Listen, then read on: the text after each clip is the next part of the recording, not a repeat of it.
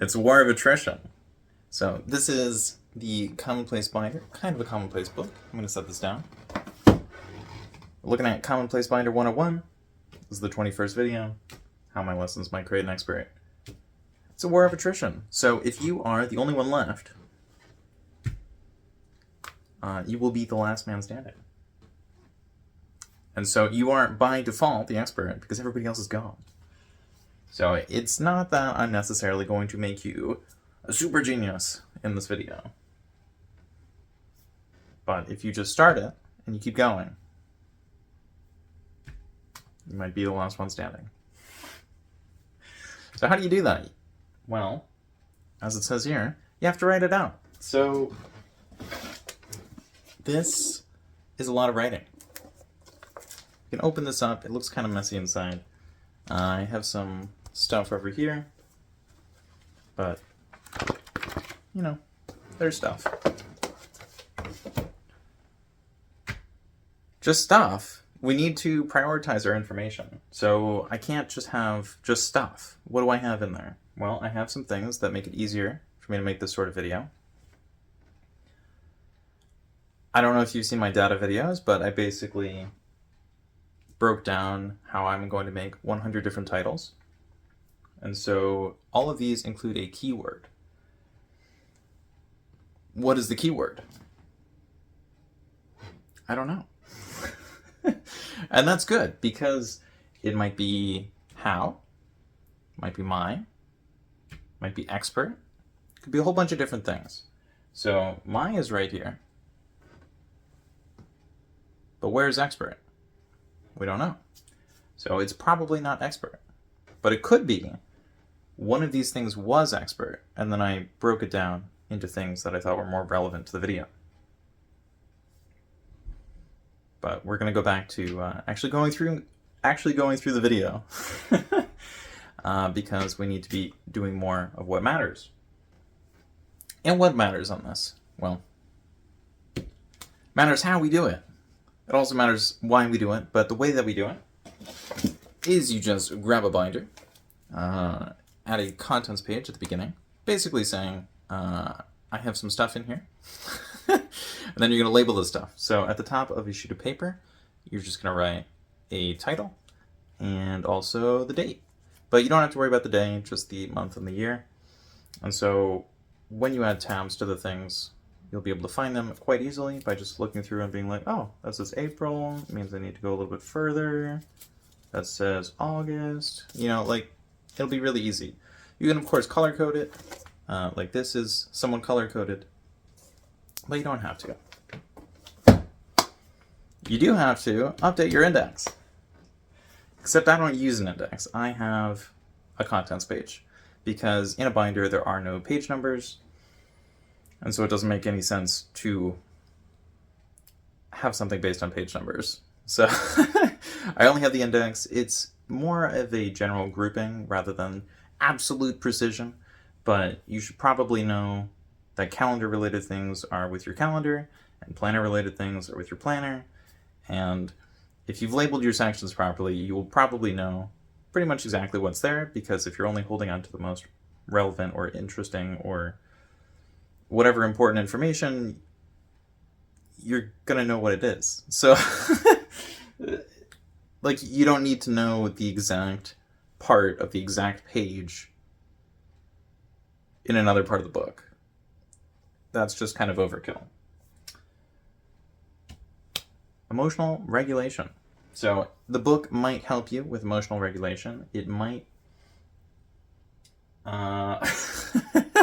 it might not. It could also not. Because if you always have someone who can access your book, that might be a little stressful, especially if someone is always going through your things. So, make sure they don't do that. And if you can do that, you know, it might be helpful. Regardless, this will help you preserve memories, supposedly. So if you write the thing down, you will probably have a better idea of what happened. Now, I am talking to a camera right now, and this is a video, so why do I need to write it down? Well, videos can get corrupted. Sometimes it's nice to have a summary. And, you know, sometimes things are better communicated through certain mediums. So I don't know. Maybe you could try it, maybe not. Relevant power difference. So if the video is super powerful, and if writing is super powerful, does it matter? I mean, it might matter to you, but it kind of doesn't matter how you do this. This is a commonplace binder. I don't have this listed as commonplace book. It's basically the same thing. I just call it something else. Technically, it's very strong at certain things and very weak at others. You know, like if I drop it on the floor, it's probably going to break more than a book. But that doesn't... that doesn't really matter. Review your thoughts. Now, this is one of the things that might actually create an expert if you only write it down, and you write it down one time.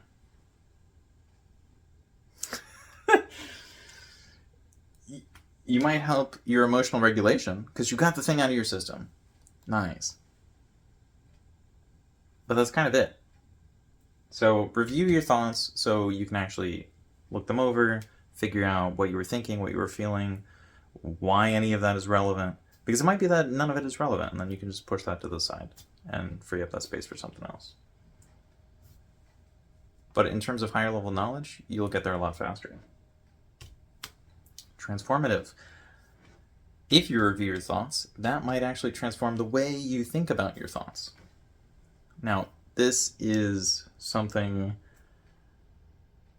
I don't benefit a lot from relative to other people. I do benefit from it a lot, but I used to do this thing where I would just kind of sit on a very long bus ride or something else and have nothing to do but think. And so I would constantly turn things over in my head. Now, that can lead to, you know, overthinking and a whole bunch of other nonsense. So it can be transformative to not have to do that right before bed and just go to sleep. Like, I don't need to worry about that. I'm not kept up late by thinking about the things that are or could be. I just go to sleep because I wrote it down. Wealth of connections. So if you're an expert, you probably know other experts, and that can be quite cool.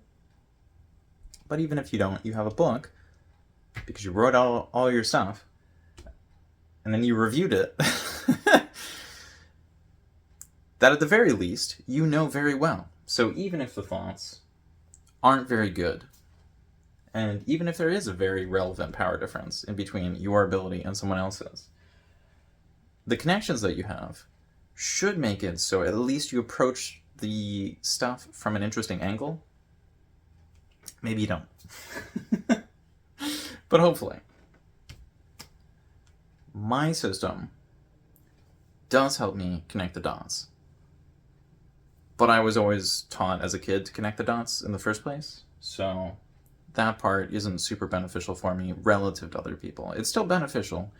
And one way in which it's very beneficial is over the course of long periods of time. I don't mean like a day or a year or like anything like that. I mean over the course of like a decade. So what I will do is I will write something down and then I will go back to it way later. Now, normally I prefer somewhere between 3 months and 3 years. If it's less than that, I might have an emotional, like I might still have an emotional attachment to like being right or remembering exactly what happened and trying to adjust events so that it works better in my brain for my own ego or whatever. But if it's longer than 3 months, I probably forgot at least a little bit, and then I can trust the information that I wrote down and review the thoughts without the emotional problems, because I do have a little bit more emotional regulation when I'm thinking about something that was done by a person who is me, but it was so long ago it almost like isn't me. But more than 3 years, and I might totally forget. So it's good to do it sooner rather than later, but like not too soon. Waterfall of Information. That's the thing.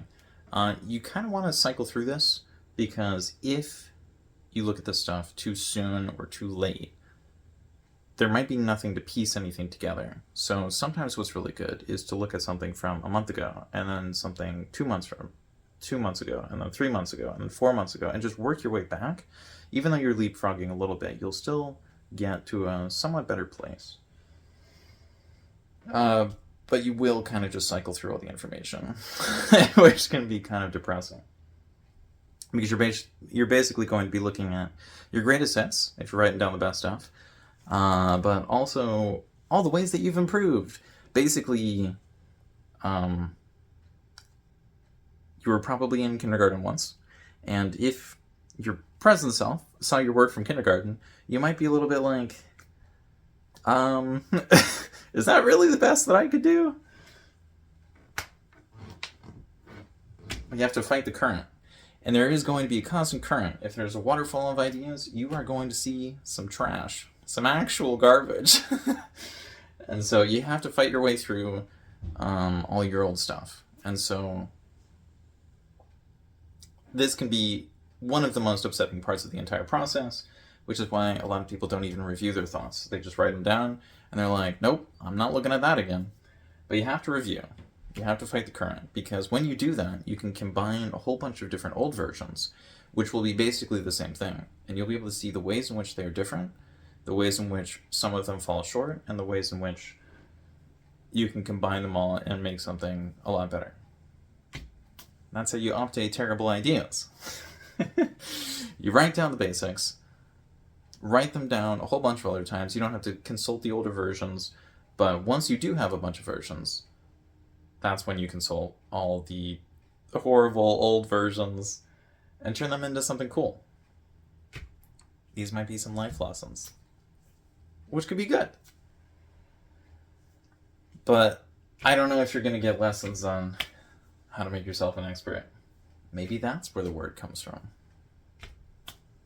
But we need to know what we want. So just like how you need to do more of what matters, you kind of need to know what matters. So how do you know what you want? Well, if you're writing it all down to gain emotional regulation,